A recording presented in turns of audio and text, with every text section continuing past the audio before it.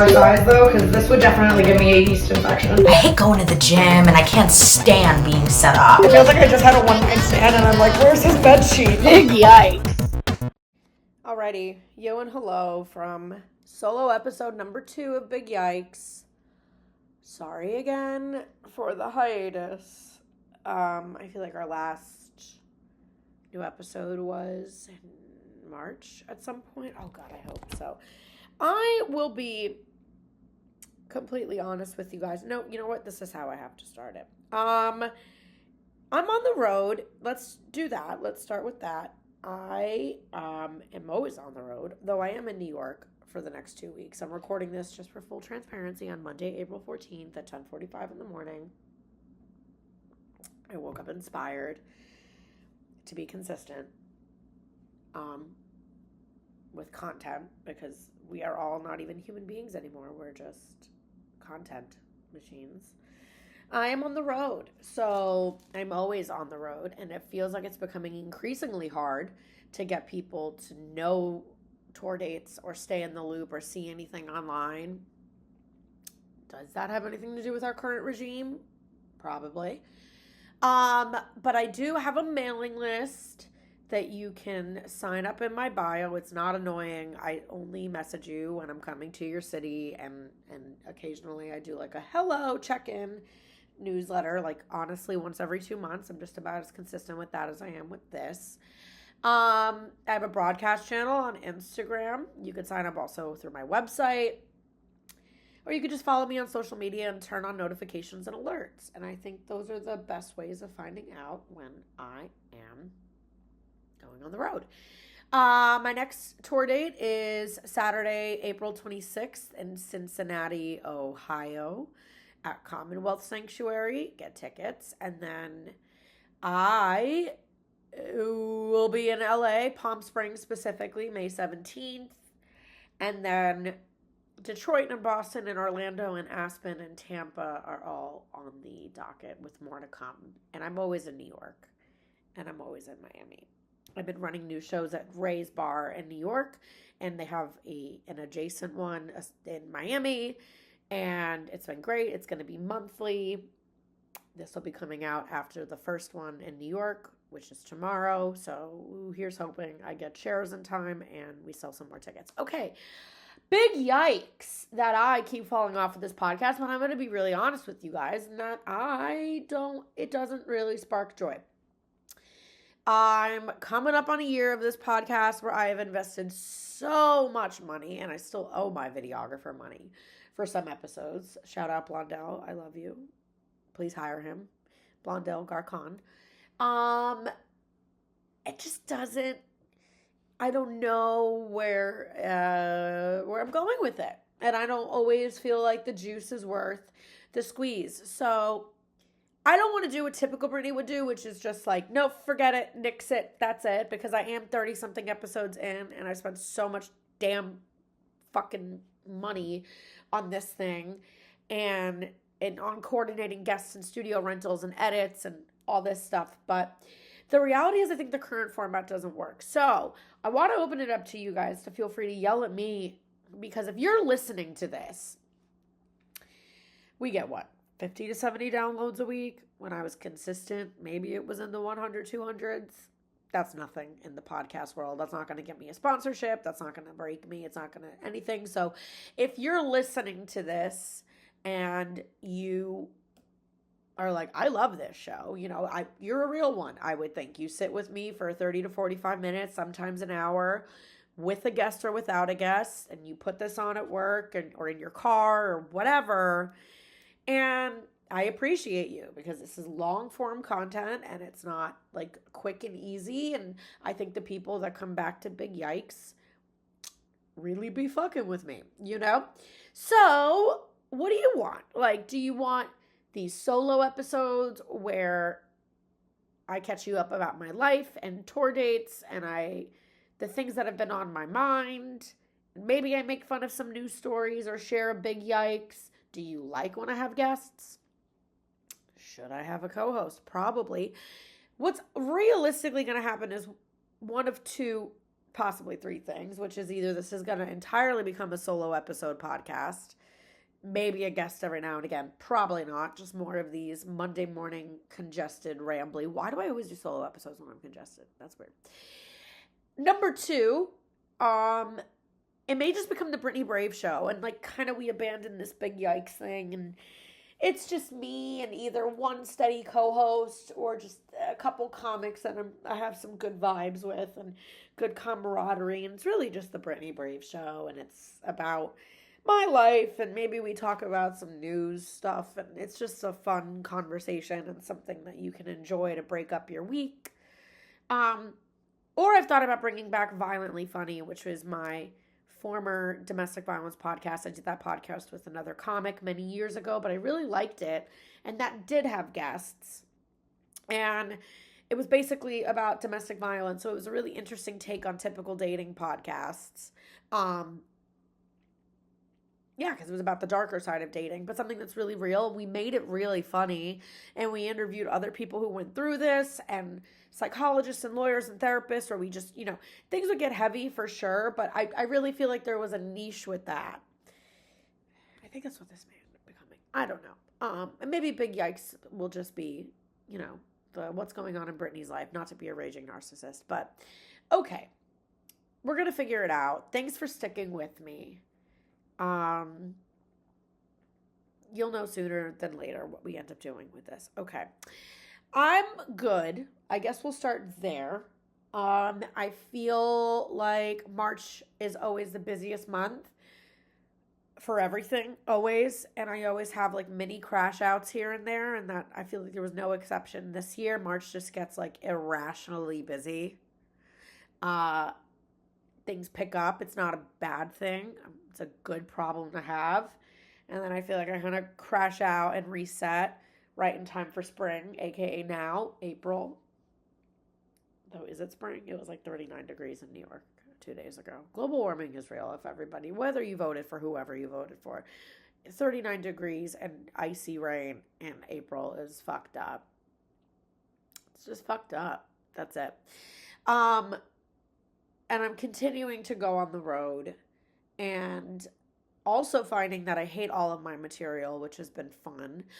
I was talking to an older comic one time, Chris Stefano. By older, I mean he's like famous, and I was telling him how I hate all my stuff and I find that it's all like really boring to me. And he was like, that's a really good sign. That means like you're growing, like you're just outgrowing things at a more rapid rate. So it forces you to keep writing. And I was like, yeah. It's astounding as a creative how like little time you get to be creative.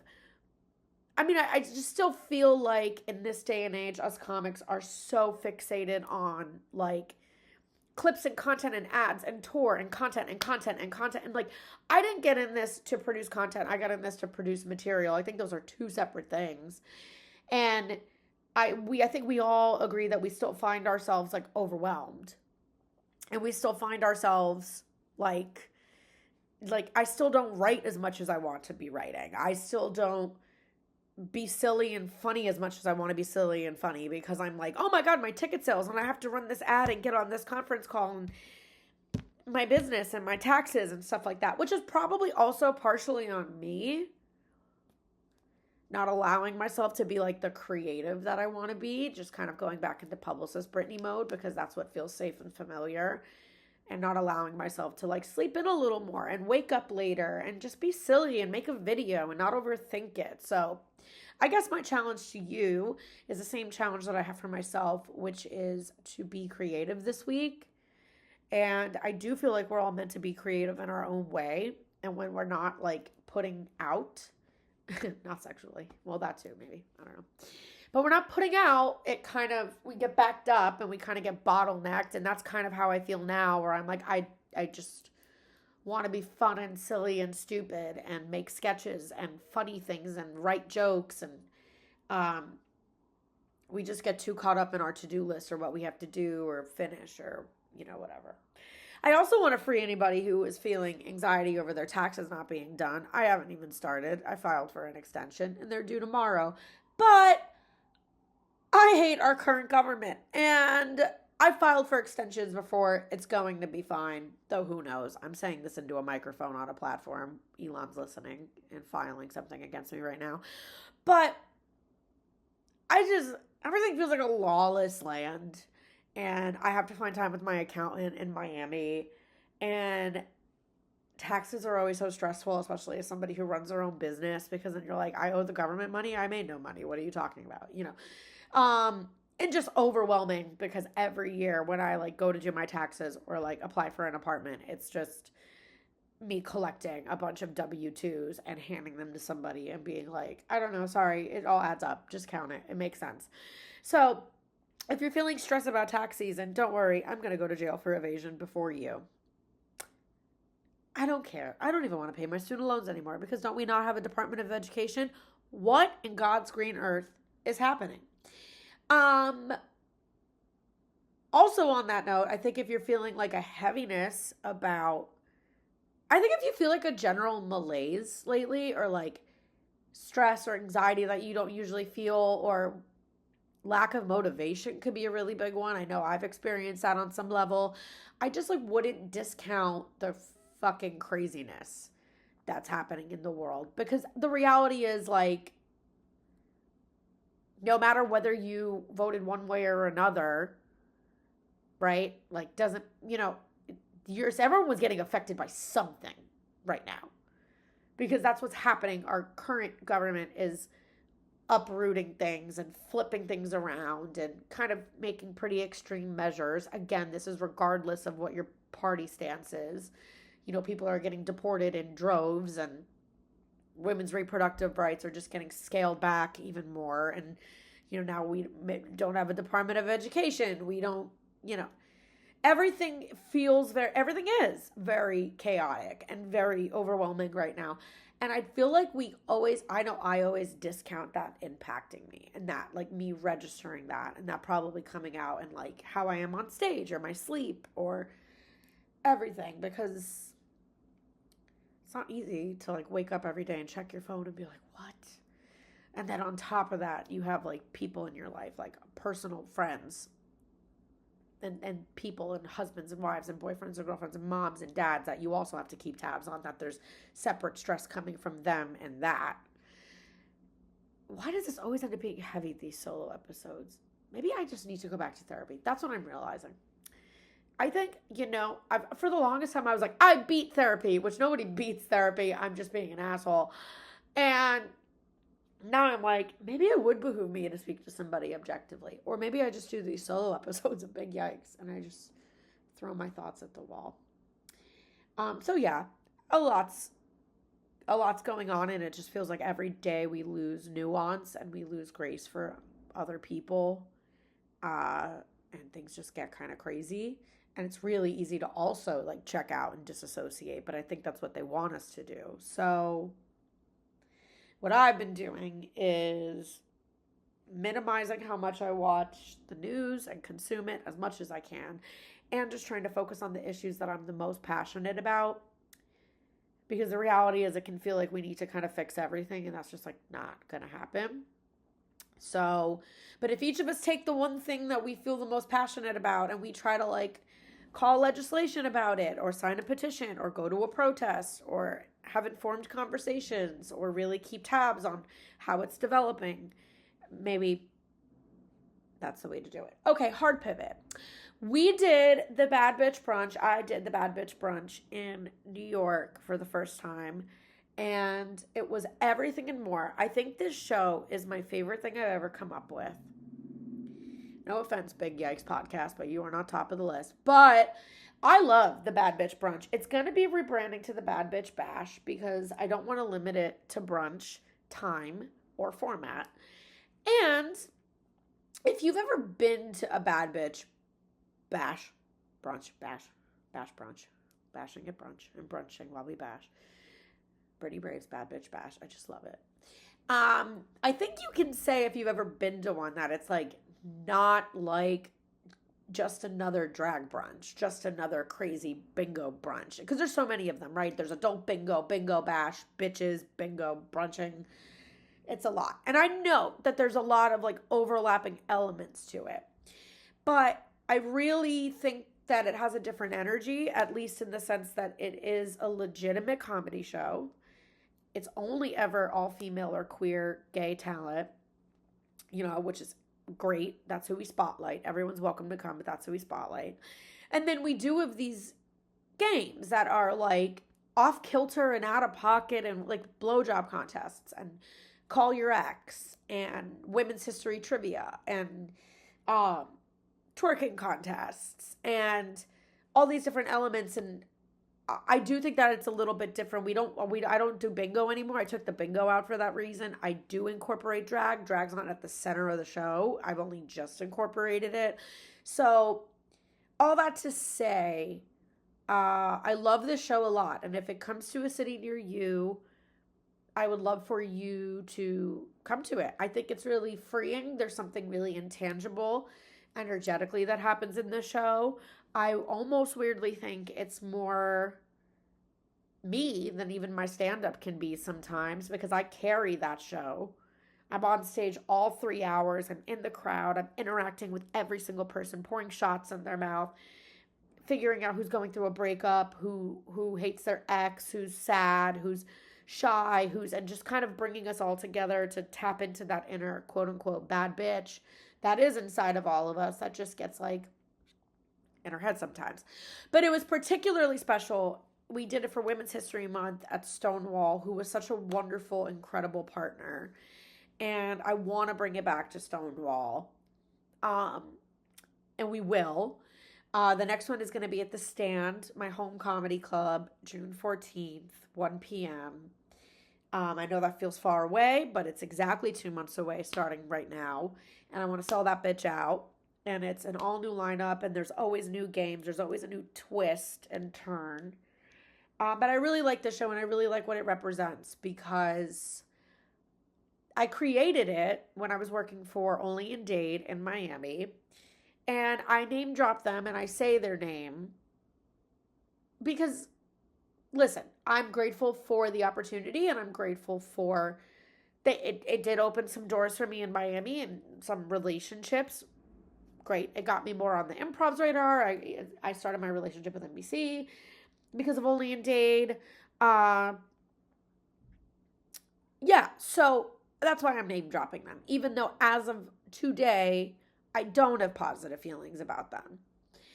For those listening, they are a TMZ of Miami. Basically, they are just a viral Instagram page / brand. And they are at the pulse of the city. We can't take that away from them. They know everything going on in Miami. People do get their news from them. People will, if there's a traffic incident, they're going to Only in Dade probably before they're going to NBC or CBS. If there's something trending in Miami, Only in Dade is usually the first to be on it. I'm never going to take that from them. I also have issues with them because I feel like they showcase the ugly sides of my otherwise beautiful hometown. If I bring somebody to Only in Dade's page, it's exactly that, right? Like drug heists and car crashes and chaos and BBLs and twerking, and it just makes Miami look like an absolute shit show. It just kind of leans into the stereotype of Miami that I don't like. I don't always love. And I wish my time with them ended better, but it didn't. And,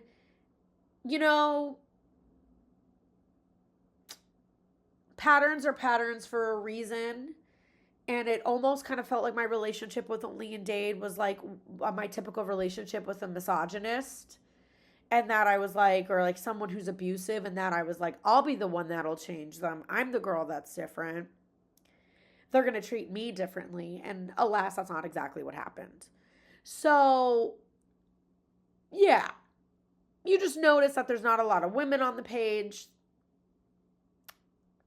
Never really any women on the payroll.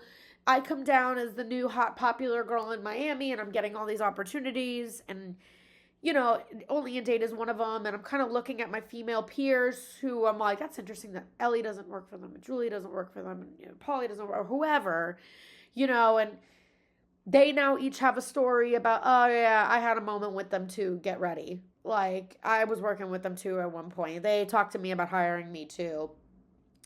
And I had a nice run with them across like almost maybe 2 years of producing content and getting paid. But I'd be remiss to not say that the misogyny and the machismo of Miami and Latino culture, let's just be honest, it's a very heavily Latino brand, and the toxicity of the founder and the team preceded itself, and it was me not getting paid on time, me finding out the boys got 1,200 for a weekend of shows, I got 400, and me confronting the founder and going, hi, I would like to know why I did the same amount of shows as this person and this person, and they got $1,200 and I got 400, and his response being very angry and defensive and yelling and being, well, the fucking problem is you guys talk. That's the issue. Why the fuck are you guys discussing numbers without me? Why are you? And that's not the problem. That's the equivalent of a detective showing up to a murder scene and being like, this person is dead. Did you kill them? And the murderer being like, if you just would have never showed up, we wouldn't be in this position. Like, that's not logic anybody uses. That constantly getting pigeonholed into being the dumb gringa, which was something that really triggered me growing up in Miami because I'm not Hispanic and Miami is predominantly Hispanic. And I feel much more embraced by Miami culture now in my later life that I got to come back as an adult and come back as a comedian. So I got to come back really knowing who I was and knowing what my place could be and what I could do for this city and this ecosystem and this culture. So it's better now, but it was something that triggered me growing up because I was the white girl who got picked on for being white and not being able to speak Spanish and just being a white person in Miami. It was constantly the butt of the joke. And then I found myself as an adult working for a company that wanted me to constantly be the butt of that joke again. And I was like, this doesn't, and shout out Ellie Rodriguez, my best friend, who, always had my back with this stuff and was advocating for me when we were shooting sketches and was like, let's stop with that. Like, that's not what she is. Like, all of her best friends are Hispanic. She's grown up in Miami. Let's stop putting her in this like stupid, clueless vapid white girl role. And during that time, I created Bad Bitch Brunch, and I did it because there was a weekend of shows, and I was the only woman on all of them. And I said, this doesn't make any sense. Oh, bro, like, who else, bro? Like, who else are you even gonna get? The girls aren't funny, bro. The typical shit. And I was like, there are plenty of funny women. Just give me a Sunday slot. Let me do, like, a Bad Bitch Brunch. Whatever. And it was a huge success. And so many people turned out and so many women had fun, and where it is now is not where it started. And then we did one more that was another huge success, but between the two, the founder refused to pay me properly. I was always pushing to get another date, to get this programming, that even though he would see it and go, this is amazing, we got to do this every month, this is brilliant, this is great. Every single month, it was like, oh, I need proof of concept, like as if he did so much cocaine the month before it erased his memory, obviously. And it's just the usual shit of women being like, what do you mean you need proof of concept? And not refusing to put his logo on it all of a sudden, just doing everything in his power to bury it, to really, really bury it. And after the last one, it was around the time that I got hired for a gig through them. And then I wasn't paid my full amount. And I said, wasn't I promised this amount? And he said, well, the show didn't sell out, so no. And I said, well, that's not what we agreed on. And when I said, just please pay me the full amount, this is ridiculous. Pay me what you said you'd pay me, people go through this a lot, but women go through this so much. And this is probably now the 4th, 5th time in my career I've been called a diva for asking for more money or being really firm about getting paid on time, getting paid in full, getting paid what I want. And it's immediately like, she's difficult. She's a lot. She's popping off. She's bugging. She's whatever. And he said, like, you really need to calm down, which is just goes to show you how out of touch he is with women and everything. He goes, you really need to calm down, like, and stop. I know the whole man-hating thing is your thing, but, like, relax. And man-hating is not my thing. I don't have daddy issues. I have a great father. I'm proud to say I fucked up my life on my own. Thank you, self-made woman. Okay, just kidding. But editing is not my thing. And that is not what Bad Bitch Brunch was about. Creating a space for women and gays and other voices outside of men is not man hating. Okay? Yeah, maybe we're playful about it. You know, there's a little bit of like, fuck boy. Like, by the way, to men, if you feel like you are the butt of any anti-man material, or you feel it's man-hating or anti-man, you're a little boy.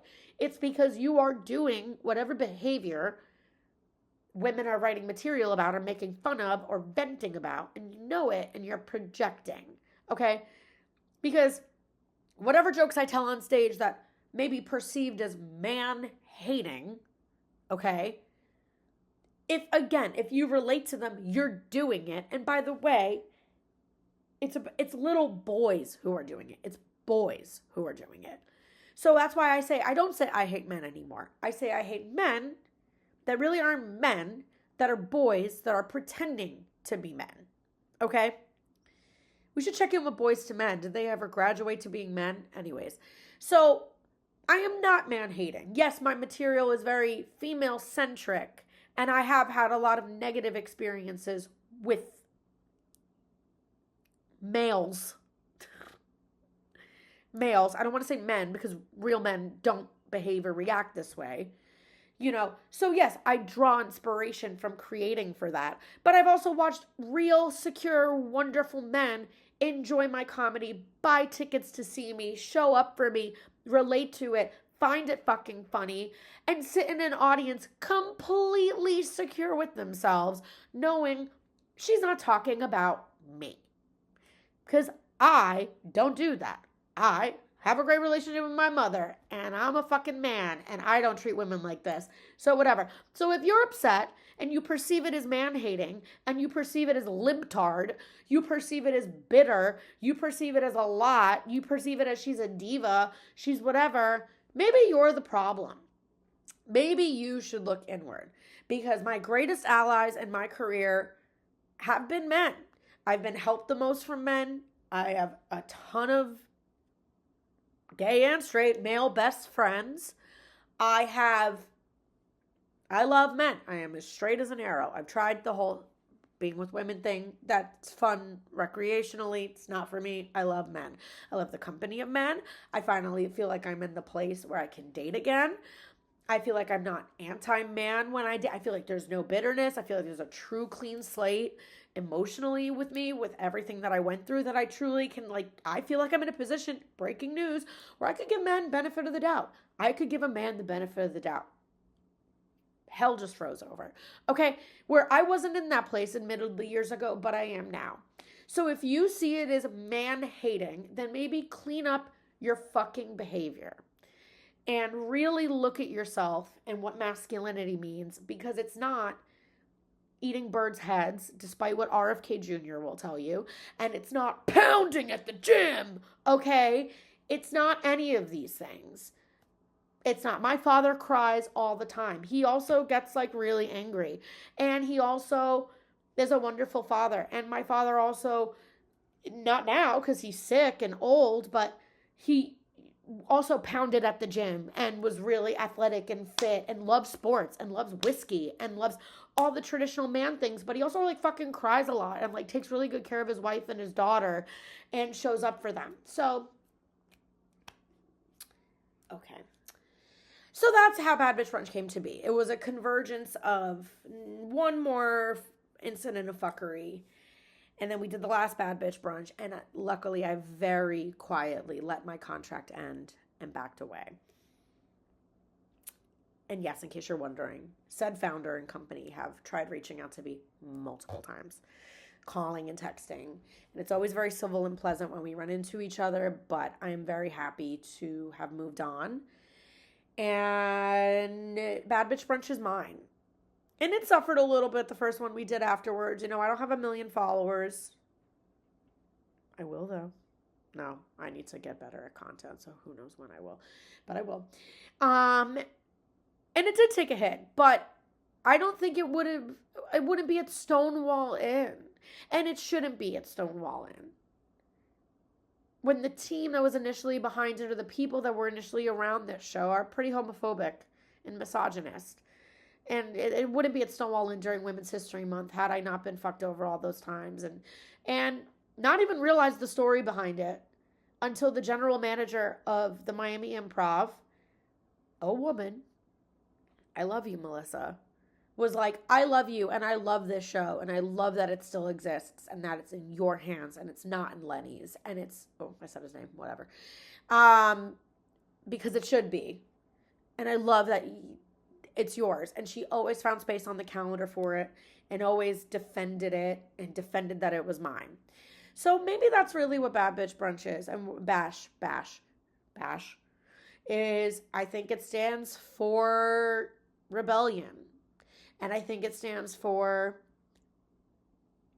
sexuality and freedom and letting your freak flag fly. And it stands for alliterations, I'll tell you that. We love an alliteration at Bad Bitch Bash. I think that's what it stands for. It stands for breaking rules and silencing the haters and doing what you want and all of this stuff.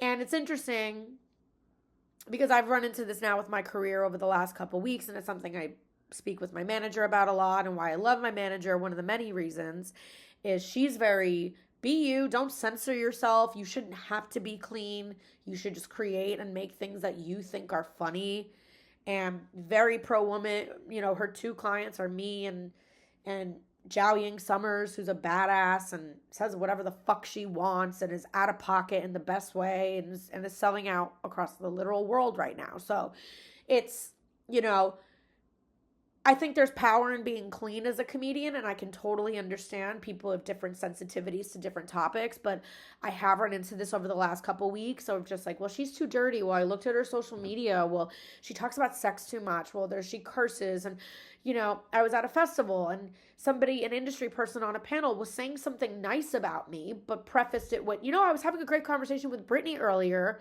and this isn't a room full of 50 of my peers, comics in industry. And she goes, and Brittany is not the cleanest comic.